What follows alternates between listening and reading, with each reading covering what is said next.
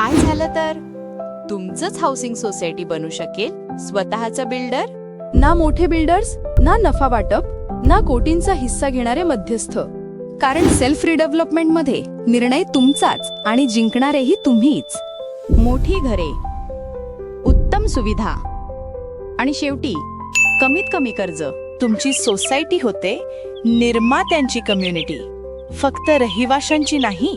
तुमचा आर्किटेक्ट तुम्ही ठरवता, तुमचा लीगल सल्लागार तुम्ही निवडता, तुमचं कॉन्ट्रॅक्टर तुम्ही ठरवता.